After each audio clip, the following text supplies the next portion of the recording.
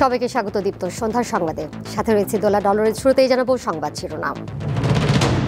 জাকসু নির্বাচনের 25 ঘন্টা পরও শেষ হয়নি ভোট গণনা, ফল প্রকাশের দাবিতে বিক্ষোভ। গাজায় ইসরায়েলি হামলায় মৃত্যু দাঁড়িয়েছে 64,700, অনাহারে বাড়ছে প্রাণহানি।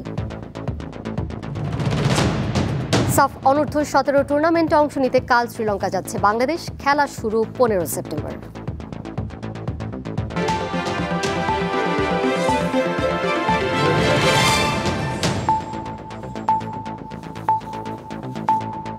শুরুতেই ক্যাম্পাসে ভোট।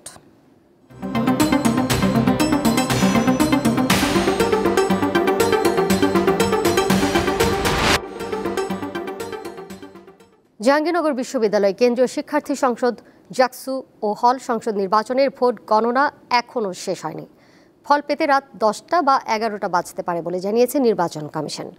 দ্রুত ফল প্রকাশের দাবিতে ক্যাম্পাসে বিক্ষোভ করেছেন শিক্ষার্থীদের একটি অংশ। গতকাল বিকেল 5টায় শেষ হয় জাকসু নির্বাচনের ভোট গ্রহণ। বিকেলে নির্বাচন সংশ্লিষ্টদের নিয়ে জরুরি বৈঠক করেছেন বিশ্ববিদ্যালয়ের উপাচার্য। বৃহস্পতিবার সকাল 9টা থেকে বিকেল 5টা পর্যন্ত 21টি আবাসিক হলে ভোট গ্রহণ অনুষ্ঠিত হয়। ব্যালট বাক্স সিনেট ভবনে নেয়ার পর রাত 10টার কিছু পর শুরু হয় গণনা।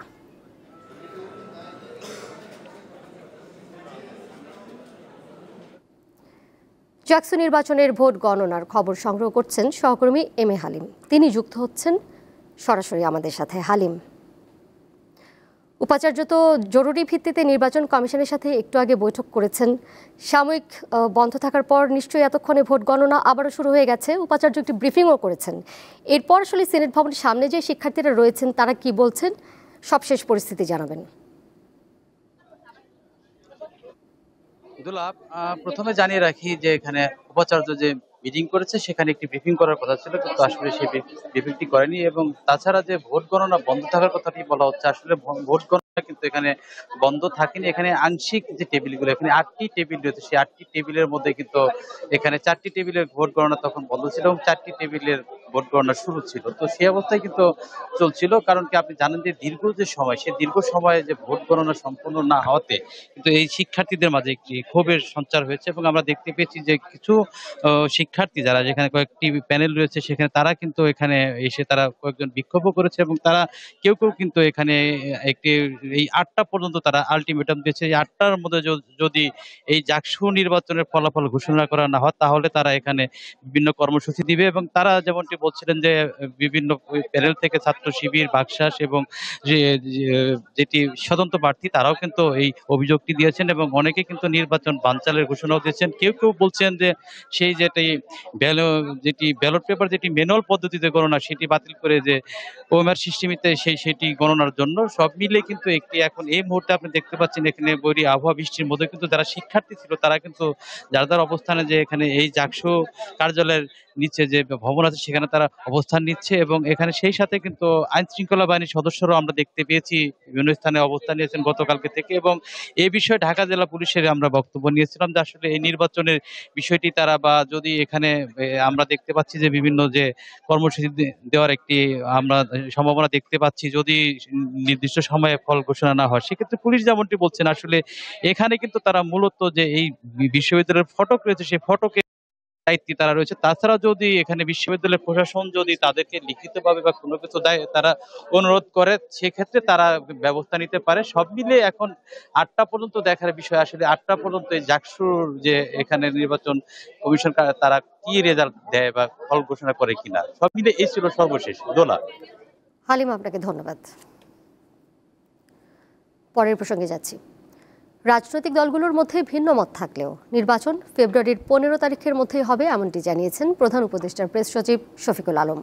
শুক্রবার সকালে মাগুরার শ্রীপুরে মুসলিম রেনেসার কবি ফররুখ আহমেদের গ্রামের বাড়ি পরিদর্শন করেন তিনি। পরে সাংবাদিকদের প্রশ্নের জবাবে তিনি নির্বাচন নিয়ে কথা বলেন। ফরিদপুর হয়ে মাগুরার রেল লাইন কবির বাড়ির ওপর দিয়ে যাবে। এদিকে কবির বাড়ি রক্ষা করে অন্য পাশ দিয়ে রেল লাইন নেওয়ার দাবি করেছে কবির পরিবার। শুক্রবার সরেজমিনে কবির বাড়ি পরিদর্শন করেন তিনি। এ সময় বাড়িটি রক্ষার প্রতিশ্রুতি দেন। এছাড়া আসন্ন দুর্গাপূজা নিরবচ্ছিন্ন ও শান্তিপূর্ণ হয় সেজন্য শহরের হিন্দু সম্প্রদায়ের নেতৃবৃন্দের সঙ্গে মতবিনিময় সভা করেন শফিকুল আলম।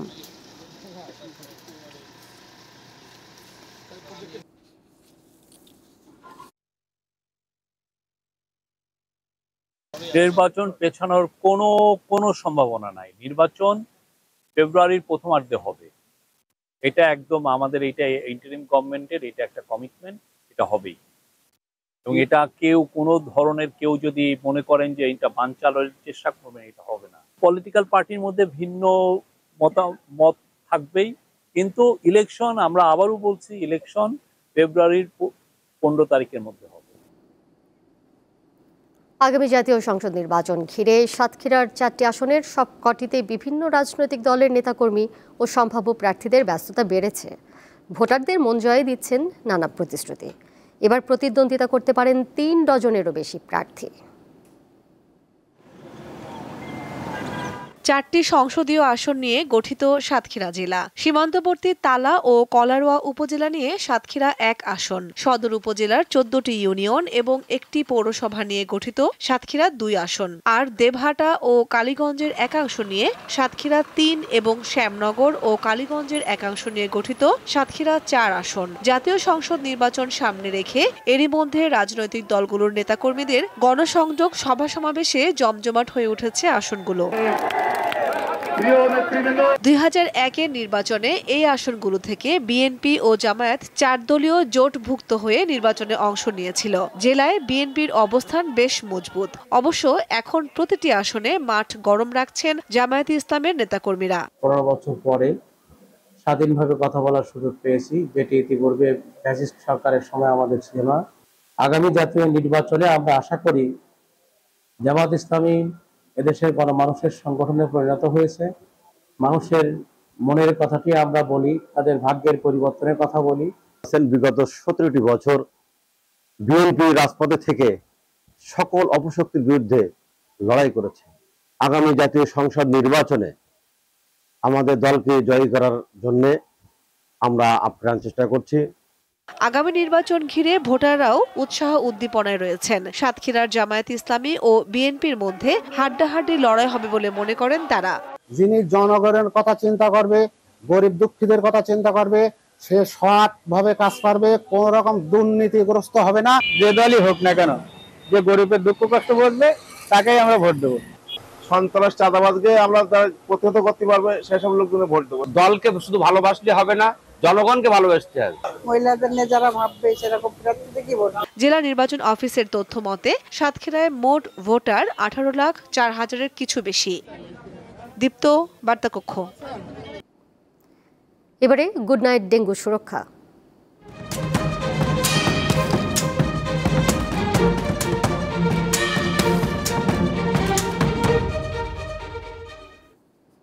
নারায়ণগঞ্জে বাড়ছে ডেঙ্গুতে আক্রান্তের সংখ্যা। এই অবস্থায় চাপ পড়ছে হাসপাতালে। উপযুক্ত চিকিৎসা না পেয়ে অনেকে ভিড় করছেন রাজধানীতে। এডিস মশা বৃদ্ধির জন্য সিটি কর্পোরেশন ও জেলা প্রশাসনের উদাসীনতাকে দায়ী করছেন স্থানীয়রা। প্রতিদিনই ডেঙ্গুতে আক্রান্ত রোগী ভর্তি হচ্ছে হাসপাতালে। জ্বরের পাশাপাশি অনেকে মাথা ব্যথা, বমি ও শ্বাসকষ্টে ভুগছেন। নারায়ণগঞ্জ জেলা স্বাস্থ্য বিভাগের তথ্যমতে আগস্ট থেকে সেপ্টেম্বরের প্রথম সপ্তাহ পর্যন্ত ডেঙ্গুতে আক্রান্ত হয়েছে অন্তত 179 জন। নারায়ণগঞ্জের 300 শয্যা ও 100 শয্যা জেনারেল হাসপাতাল ও উপজেলা স্বাস্থ্য কমপ্লেক্সগুলোতে ডেঙ্গু আক্রান্ত নারী ও পুরুষদের আলাদা ওয়ার্ডে চিকিৎসা দেওয়া হচ্ছে। বাচ্চা নিচে ভর্তি করছি, কিন্তু বাচ্চাদের ওয়ার্ডটা খুবই খারাপ। বাচ্চাদের ওয়ার্ডটা অনেক নোংরা। বাচ্চাদের ওয়ার্ডটা পরিষ্কার করলে মানে বাচ্চারা অনেক সুস্থ ফিল করবে। হাসপাতালের যে পরিবেশ, এই পরিবেশে তো থাকলে আরও অসুস্থ হয়ে যাবে, এই জন্য আমি চলে যাচ্ছি। হাসপাতালগুলোতে প্রয়োজনীয় শয্যা নেই, আর সেবা নিয়ে রোগীদের রয়েছে নানা অভিযোগ। পরিবেশ এত একটা ভালো না, এখানে অনেক মশা, রাত্রে অনেক মশা লাগে, আর বাথরুমও খুবই নোংরা, পানি সুবিও পানি পাওয়া যায় না। সিট না থাকার কারণে তারা ঢাকা পাঠিয়ে দিতেছে, রেফার করে দিতেছে, কিন্তু সবার পক্ষে তো ঢাকা যাওয়া সম্ভব না। আমরা চাই এখানেই আরো সিট বাড়ুক, আরো রুম সংখ্যা বাড়ুক। এ বিষয়ে নারায়ণগঞ্জ জেনারেল হাসপাতালের আবাসিক মেডিকেল অফিসার জানান, শয্যা সংখ্যা ও সেবার মান বৃদ্ধির চেষ্টা করছে কর্তৃপক্ষ। আমাদের এখানে পর্যাপ্ত ভর্তি রোগীদের জন্য স্যালাইনের ব্যবস্থা আছে এবং আমাদের হাসপাতালে টেস্ট করার জন্য আমাদের ডেঙ্গু কিট এগুলো আমাদের হাসপাতালে আছে। তারপরও সামনে কিটের সংকট দেখা দিতে পারে, বিদায় আমরা আরও 2000 কিটের চাহিদাপত্র দিয়েছি। হাসপাতালে পর্যাপ্ত বিছানা এবং কেবিনের স্বল্পতা রয়েছে। আমরা চেষ্টা করতেছি, সিভিল সার্জন মহোদয় এবং ডিসি সাহেব চেষ্টা করতেছে যাতে আমাদের আইসিইউটা চালু করা যায়, যার ফলে আমাদের হয়তো ঢাকার রোগী পাঠানোর প্রবণতাটা অনেক কমে যাবে। এডিস মশা নিধনে জেলা প্রশাসন ও সিটি কর্পোরেশনের আরও কার্যকর ভূমিকা দেখতে চান নারায়ণগঞ্জ শহরের মানুষ। দীপ্ত বার্তাকক্ষ। রাজধানীর বাজারে মাছের দামে অস্থিরতা। বেশিরভাগ মাছ সাধারণ ক্রেতার হাতের নাগালের মধ্যে নেই। প্রতি কেজি ইলিশের জন্য গুনতে হয় ২৫০০ টাকা পর্যন্ত। এটি রাজধানীর যাত্রাবাড়ি মাছের আড়ত। রাজধানীবাসীর মাছের চাহিদা পূরণে এই বাজারটি সম্পূর্ণ ভূমিকা পালন করে। তাই তো ভোর রাত থেকে সকাল পর্যন্ত রাজধানীবাসীর মাছের চাহিদা পূরণের জন্য ব্যবসায়ীরা দেশের বিভিন্ন জায়গা থেকে দেশীয় এবং চাষের মাছগুলো নিয়ে এখানে চলে আসে। শুরু হয় বেচা কেনা। জাতীয় মাছ ইলিশের মৌসুম চললেও বাজারে তা যেন সোনার হরিণ। প্রতি কেজি বিক্রি হচ্ছে ১৫০০ থেকে ২৫০০ টাকায়। ফলে এই দামে নিম্নবিত্তরা দূরের কথা, মধ্যবিত্ত ক্রেতারাও কিনতে পারছেন না। ইলিশ মাছ কিনে বেশি দাম হলে তো আমাদের সমর্থন নাই কিনার, বুঝছেন? কম দাম হলে নেব, আর বেশি দাম হলে তো নেওয়ার সমর্থন নেই, খাইতে পারবো না। এত খাইতে পারবো বড় লোকেরা, এত বড় বড় মাছ খাইবে বড় লোকেরা, আমরা খাইতে পারবো? দাম বেশি ভাই, আমরা গরিব মানুষ হচ্ছে, দাম বেশি কিনে কিনবো। তেলাপিয়া মাছ নেবো, তেলাপিয়া মাছ খেতে 220 টাকা হয়। মাছের রাজা পাঙ্গাস দেওয়া উচিত ছিল, মাছের রাজা ইলিশ দেওয়া উচিত ছিল না। ইলিশের দাম নাগালের বাহিরে থাকায় পাঙ্গাস ও তেলাপিয়াই এখন নিম্নবিত্তের মানুষের ভরসা। ১০০০ টাকা নিয়ে বাজারে আসছি, এখন আমি আসলে কি মাছ কেনা থেকে শুরু করবো এটা নিজেই বুঝতে পারতেছি না। 1 থেকে 1.5 কেজি একটা রুই মাছের কেজি হচ্ছে বর্তমানে 300 থেকে 350 টাকা, যেটা আমাদের সামর্থ্যের বাইরে। ইলিশ মাছও তো অনেক দাম বেশি, একটা ইলিশ মাছই ১৬০০ টাকা, ২০০০ টাকা চা। রাজধানীর যাত্রাবাড়ি বাজারে মাছ কিনতে আসা ক্রেতাদের অনেকে জানান, ইলিশ দেখলে ভালো লাগে, কিন্তু বাসায় নেওয়া সম্ভব হয় না, কিনতে হচ্ছে কম দামের মাছ। সোহাগ আহমেদ, দীপ্ত সংবাদ, ঢাকা। সূর্যোদয়ের সঙ্গে ক্রেতা বিক্রেতার হাঁকডাকে মুখরিত হয়ে ওঠে পটুয়াখালীর কলাপাড়ার মিঠা পানির পাইকারি মাছ বাজার। প্রতিদিন ভোর ৫টা থেকে সকাল ৭টা পর্যন্ত চলে বাজারটি। বিক্রি হয় অন্তত ৩০ লাখ টাকার মাছ। সকল ধরনের মাছ পাওয়ায় বাজারটি জনপ্রিয় হয়ে উঠেছে। প্রায় ১০ বছর আগে পটুয়াখালীর কলাপাড়া উপজেলার টিয়াখালী ইউনিয়নে মহাসড়কের পাশে বেশ কয়েকজন মাছ বিক্রি শুরু করেন। সেখানে বাড়তে থাকে ক্রেতা বিক্রেতাদের ভিড়। এক পর্যায়ে বাজারটির নামকরণ করা হয় নাচনাপাড়া মডেল মৎস্য আড়ত। প্রতিদিন সূর্য ওঠার সঙ্গে সঙ্গে মৎস্য খামারিরা ভিড় করেন এখানে। কেউ ভ্যানে, কেউ মোটরসাইকেলে, আবার অনেকে অটোরিকশায় করে মাছ নিয়ে আসেন। নদীনালা, খালবিল, পুকুর ও ঘের থেকে ধরা বিভিন্ন মাছ নিয়ে হাজির হন তারা।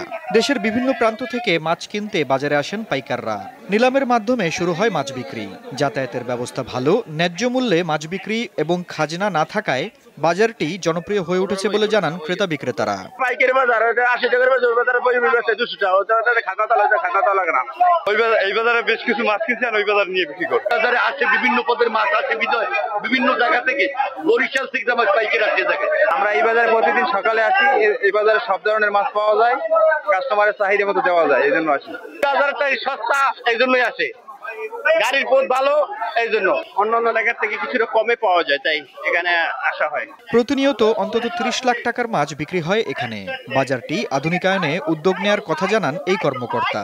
আমরা অল্প কিছুদিনের মধ্যে এই বাজারটাকে আধুনিকায়নের মাধ্যমে আমাদের জনগণের মাঝে আরো গুণগত সম্পন্ন মাছ সরবরাহের ব্যবস্থা করতে পারবো। প্রতিদিন ইলিশ, রুই, কাতলা, পাঙ্গাস সহ অন্তত ৫০ প্রজাতির প্রায় ৪ মেট্রিক টন মাছ বিক্রি হয় এ বাজারে। দীপ্ত বার্তাকক্ষ। দেশের বাইরের খবর। ফিলিস্তিনের অবরুদ্ধ গাজায় ইসরায়েলি হামলায় মৃতের সংখ্যা ৬৪,৭০০ ছাড়িয়েছে।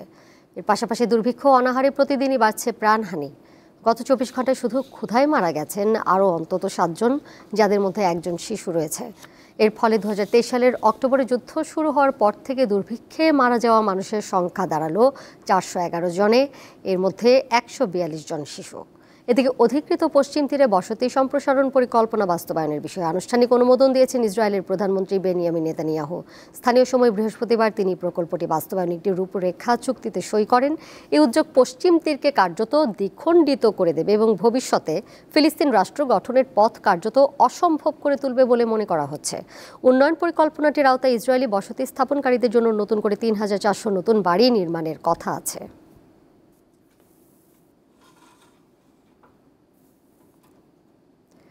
খেলার খবর। সাফ অনূর্ধ্ব-17 চ্যাম্পিয়নশিপের 10ম আসরে অংশ নিতে শনিবার দেশ ছাড়বে বাংলাদেশ ফুটবল দল। দক্ষিণ এশিয়ার কিশোর ফুটবলের প্রতিযোগিতামূলক আসরে 2015 ও 2018 সালে দুবার চ্যাম্পিয়ন হয় বাংলাদেশ। এবার শিরোপা পুনরুদ্ধারের মিশন তাদের। আগামী 15 থেকে 27 সেপ্টেম্বর শ্রীলঙ্কার কলম্বোতে শুরু হবে এই টুর্নামেন্ট। গত জুলাই মাস থেকে যশোরের শামসুল হুদা ফুটবল একাডেমিতে অনুশীলন করে বাংলাদেশের যুবারা। ড্র অনুযায়ী স্বাগতিক শ্রীলঙ্কার সঙ্গে এই গ্রুপে আছে বাংলাদেশ ও নেপাল। অপরদিকে বি গ্রুপের 4 দল ভারত, পাকিস্তান, ভুটান ও মালদ্বীপ।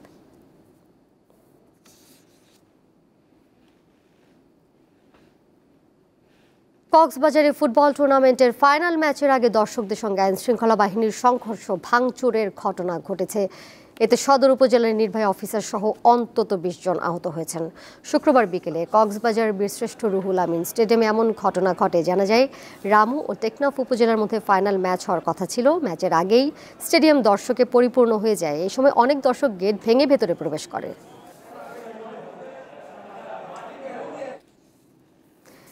শেষ করব দীপ্ত সন্ধ্যার সংবাদ। যাবার আগে শিরোনামগুলো জানিয়ে দিব আরও একবার। জাকসু নির্বাচন শেষ হওয়ার 25 ঘন্টা পার হলেও শেষ হয়নি ভোট গণনা। ফল প্রকাশের দাবিতে বিক্ষোভ। অবরুদ্ধ গাজা ইসরায়েলি হামলায় মৃত্যু বেড়ে দাঁড়িয়েছে 64,700। অনাহারে বাড়ছে প্রাণহানি। সাফ অনূর্ধ্ব-17 টুর্নামেন্টে অংশ নিতে কাল শ্রীলঙ্কা যাচ্ছে বাংলাদেশ দল। খেলা শুরু হবে 15 সেপ্টেম্বর।